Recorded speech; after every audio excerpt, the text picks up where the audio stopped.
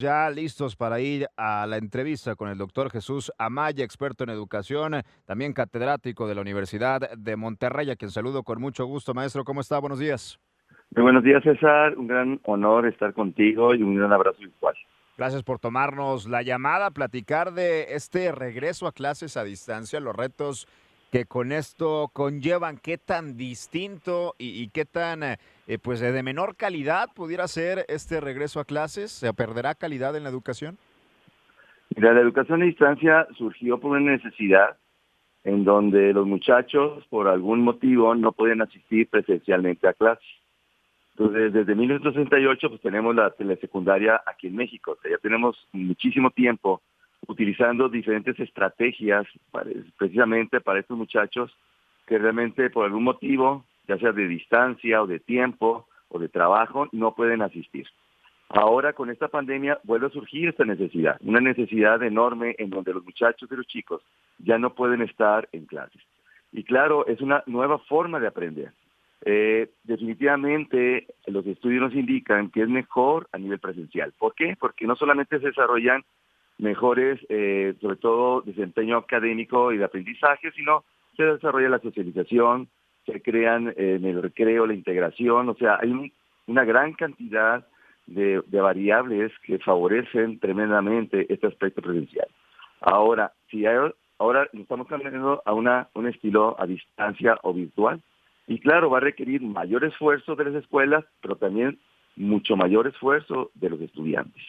No es lo mismo que el estudiante reciba en clase, en vivo, una enseñanza, un contenido, que recibirlo a través de una pantalla. A través de la pantalla, el chico requiere mayor esfuerzo, mayor concentración y sobre todo que está en una casa donde tiene más hermanos, en una casa que a lo mejor solamente hay una computadora disponible o una tableta disponible, en donde papá y mamá están trabajando, en donde están cocinando, están jugando, o sea, requiere un mayor esfuerzo y mayor concentración en este estilo a distancia. Pero a nivel de calidad, tanto va a depender lo que es el diseño de la escuela como también lo que es el compromiso que tiene el estudiante en aprender. O sea, son los dos componentes. No solamente la escuela tiene la única responsabilidad de poder enseñar bien a distancia, sino también el chico y la familia requieren mayor compromiso en este proceso de tener un mejor aprendizaje.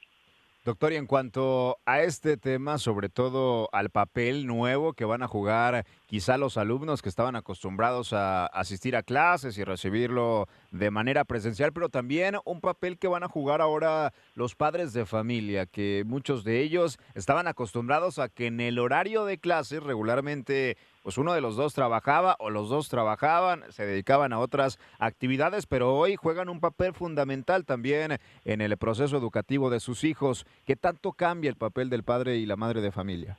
Muchísimo. Simplemente ahora en este aislamiento se están manejando entre 8 y 10 horas que el padre de familia o la madre de familia tenía disponibilidad de manejar su tiempo en esos quehaceres, en esas obligaciones o responsabilidades, tanto en la casa o fuera de la casa.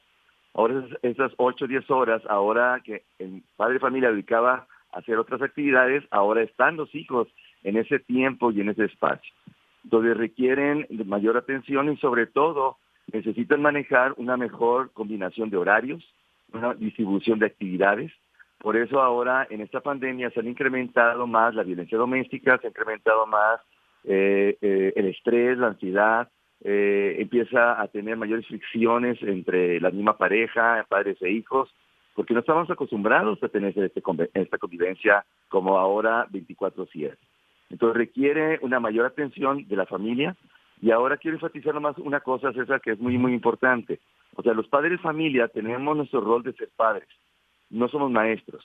Claro. Entonces, ahora muchos de los papás están muy preocupados porque en la última parte o en los últimos meses del año escolar pasado, muchos de los papás tomaron el rol de ser maestros. Y es donde los papás inmediatamente se sienten, no incómodos, sino que les falta la habilidad de enseñar, les falta el tiempo de enseñar.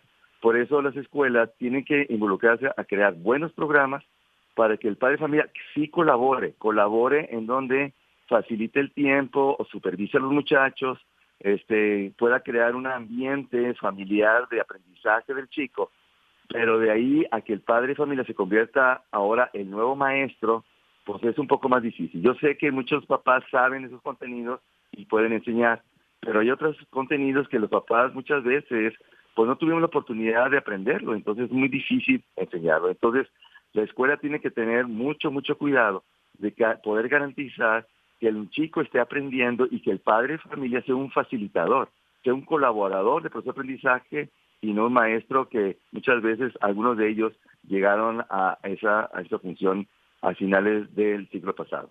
Estamos platicando con el doctor Jesús Amaya, experto en educación y catedrático del Departamento de Educación en la Universidad de Monterrey, sobre el regreso a clases a distancia y los retos que trae, por supuesto, el ciclo escolar 2020-2021. Ahora, con esta situación, con la pandemia, también hay padres de familia y madres de familia que se quedaron sin empleo, que redujeron también sus ingresos y que muchos de ellos van a optar por el homeschooling o por la educación en casa. ¿Qué tan viable es este tipo de educación? Y pues bueno, ¿qué tanto se tendrán que adaptar los padres de familia en esto? No es lo mismo la escuela en casa que la casa con escuela. Son dos cosas muy diferentes. La escuela en casa significa que la misma institución educativa da clases sincrónicas. Una clase sincrónica significa que el mismo maestro, a través del Internet, da clases en forma virtual, a distancia, en el tiempo real. Entonces, es la escuela que diseña los programas, es la escuela que hace el aprendizaje, son los mismos maestros que tienen toda esta área expertise para poder enseñar adecuadamente y eficientemente a los niños. Sin embargo, existe la modalidad homeschooling, que es ahora lo que es la casa con escuela, en donde ahora son los papás, son los maestros los papás ahora. Entonces cambia toda esta función. O sea, no es lo mismo el saber la materia que el enseñarla. Yo siempre digo, aunque algunas personas se enojan, que Albert Einstein, ¿sí?, el gran físico, creador de la relatividad, sería un pésimo maestro de física. ¿Me explico? O sea, él sabe muchísima física y es un experto y la persona más quizá que domina este campo o esta disciplina de la física en el mundo. Sin embargo, sería un pésimo maestro de física. Entonces, no es lo mismo saber que enseñar. Entonces, ahí es donde los padres de familia tienen que tener mucho cuidado. Porque para ser maestros y poder ser homeschooling requieren de años de preparación, de formación. No podemos dar homeschooling de un día para otro. Entonces, sí tienen que tener. Entonces, va a haber un riesgo en donde estos chicos pueden tener un gran rezago educativo. Entonces, si ellos deciden, ¿saben qué? Este año, por el aspecto económico, como yo estoy en la casa, entonces mi hijo va a estar conmigo, entonces yo le doy homeschooling. Pero el siguiente año, si se llega a la normalidad, va a regresar a la escuela. Más que el siguiente año, si regresa el muchacho a la escuela, puede tener ese rezago, puede tener grandes lagunas académicas, porque muchas veces carecemos los padres de familia de esa capacidad de enseñanza. Entonces, simplemente hay que tener mucho cuidado en este proceso. A eso iba mi siguiente pregunta, justamente con las modalidades que cada padre y madre de familia decidirá tomar, con los caminos que cada uno podrá llevar también, porque no es solamente cuestión de querer, sino las posibilidades económicas que ahora Claro. tengan. ¿Habrá un rezago educativo al final de este ciclo escolar? Alumnos que estén pues en menor calidad educativa que otros o que hayan tenido un aprendizaje menor a otros. ¿Existirá este rezago? De por sí, en México tenemos un gran rezago educativo, o sea, a nivel presencial. PISA, que esa prueba a nivel internacional de OECD, que hace precisamente una evaluación a los muchachos de 15 años, a nivel mundial, México estamos con un alto rezago educativo. Estamos hablando, según estas pruebas, junto con la prueba precisamente, igualmente que tenemos ahora Planea en México, tenemos alrededor de un 40-50% de muchachos que realmente no saben leer, no saben escribir, no dominan las operaciones básicas aritméticas como sumar, restar, multiplicar y dividir. Estamos hablando de cada estudiante, más o menos un estudiante tiene un gran rezago educativo en habilidades básicas. Y ahora sumando este aspecto distancia, y si los padres toman esa batuta, que a lo mejor puede ser lo opuesto, puede ser que el chico en la casa pueda aprender mejor con el padre de familia porque es en forma personalizada, individual, al medio de supervisión, puede ser lo contrario. Pero desafortunadamente los estudios nos indican que va a haber desafortunadamente un mayor rezago con este tipo de estilos si no cuidamos tanto las estrategias de la escuela de enseñanza a distancia como también las estrategias de aprendizaje que el niño debe tener en la casa para poder aprender. Por ejemplo, un elemento importante y fundamental es el aspecto de la atención. Entonces es más fácil que el chico en casa no tenga atención porque tiene una gran cantidad de distractores. Hay una gran cantidad de variantes en la casa, están sus hermanitos, están los papás, está la cocina, está el quehacer. Entonces, en cambio, en la escuela se focaliza solamente el proceso de aprendizaje. Entonces, en la casa sí va a tener mayores retos, tanto los muchachos como los padres de familia, para poder nivelar ese aspecto académico, que muchas veces los muchachos se van a enfrentar, sobre todo en estos distractores que están viviendo, y sobre todo, si además de que la computadora al lado del muchacho tiene el celular, que generalmente ese es lo cotidiano, es lo común del muchacho, pues el muchacho dice que está tomando la clase en la casa, pero a un lado está en el WhatsApp, está en el videojuego, está en la red social, que no está poniendo atención. Entonces los papás van a tener una doble función de estar supervisando y sobre todo tratando de ayudar al muchacho a que tenga una mayor concentración y mejor comprensión en casa. ¿Es recomendable, doctor, entonces acondicionar un espacio en específico para tomar clases? Es decir, que no lo hagan en la sala, que no lo hagan en el comedor, en el lugar disponible, sino acondicionar un lugar en específico de ser posible para que ahí sepan que es el lugar de clases, para focalizar de alguna manera estos esfuerzos. No solamente acondicionar un espacio, sino también el chico debe crear rutinas como si fuera escuela. ¿Qué significa? El muchacho ya debe estar acostumbrando a levantarse como si fuera escuela, a bañarse. Claro. Es muy recomendable que el chico no esté en pijama durante el día, eso es algo bien importante, que desayune con tiempo, que llegue a la sesión de clase 10, 15 minutos antes, que prepare la clase, que lea, y además, como comenta César, ojalá sea posible un pequeño rincón, un pequeño escritorio, una pequeña mesa, en donde el muchacho sienta que este lugar es para aprender, ese lugar es para estudiar, ese lugar es para tomar clases. Entonces, para que, claro, si no es posible, y si el único lugar es la mesa del comedor, porque es el lugar amplio, entonces sí, cuando haya el tiempo de escuela o tiempo de hacer tareas, evitar lo más posible que haya distractores, que no haya una televisión prendida, que no estén los hermanitos por ahí gritando, jugando, que los papás no se estén peleando, por ejemplo, etcétera, etcétera. Entonces sí se necesita un ambiente, tanto a nivel familia, a nivel hogar, pero también se requiere que el muchacho a nivel personal genere precisamente esa intención, genere ese perfil y esa función de ser estudiante. Por favor, papás, yo lo recomiendo muchísimo, que el chico no se levante 15 minutos antes de la clase que va a tomar virtualmente, porque el muchacho se va a levantar dormido. Es muy importante que haya horarios en casa, esto es algo fundamental, que el muchacho duerma entre 8 y 9 horas en las noches, esto es algo básico. Uno de los problemas más serios del proceso de aprendizaje es el déficit de sueño.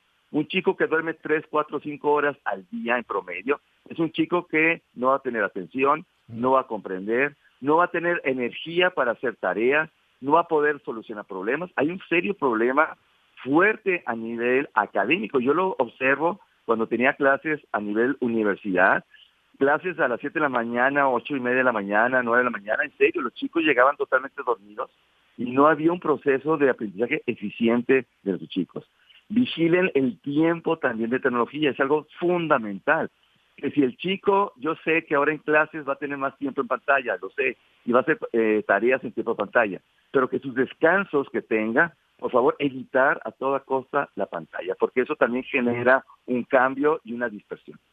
Doctor, ya para irnos, ha sido de verdad de mucho aprendizaje en esta entrevista también, de resolver muchas dudas para los padres de familia, pero hay una cuestión en específico con los niños que requieren también una educación especial, que a lo mejor tienen autismo, niños incluso ciegos o sordos con discapacidad intelectual. Para ellos, pues, ¿qué va a pasar? Sí, ese es, pues necesita una atención personalizada. Así como en la escuela, ahí tienen maestros y muchas veces por cada 2 o 3 alumnos hay un maestro, o por cada alumno hay lo que llaman maestro sombra, que es otro nombre que reciben, que tienen un acompañamiento más personal. Por los padres de familia van a tener que hacer esa función. Entre mayor, fíjense, esto es muy importante, esta idea, César, que tienen los papás, sobre todo de que el hijo estudie o esté en la casa, Muchas veces es porque el niño está pequeño, el niño tiene 3, 4, 5 años, está en preescolar, y entonces dicen, mejor yo le enseño en la casa ese aspecto preescolar. El problema es que el aspecto preescolar requiere mayor atención personal, requiere que el padre de familia esté más de la mano, o sea, está más cerca de él, porque el niño adquiere habilidades básicas como el trazo, como empezar a aprender las letras, aprender lo que es el aspecto de la psicomotricidad, el aspecto del lenguaje, entonces necesita mayor acompañamiento. Pues yo recomiendo tanto el niño pequeño como el niño con necesidades especiales que el padre y la madre, o sea, puedan tener ciertos tiempos que estén más presentes con su hijo y que tengan un acompañamiento más cercano para que sí, cuando tenga un rezago educativo. Doctor Jesús Amaya, le agradecemos habernos tomado la llamada, de verdad, una entrevista muy rica, una entrevista en donde pudimos solucionar muchas de las dudas que tiene este siguiente ciclo escolar, un reto muy importante para la educación en México. Le agradezco, que tenga buen día. Igualmente, César, y un saludo a todos tus redescuchas. Un fuerte abrazo. Ahí Gracias. está, doctor Jesús Amaya, experto en educación y catedrático de la Universidad de Monterrey, con todas las dudas resueltas que nos hicieron llegar también sobre la materia educativa, sobre el reto que representa el ciclo escolar 2020-2021. Marcamos la pausa, pero regresamos con más información.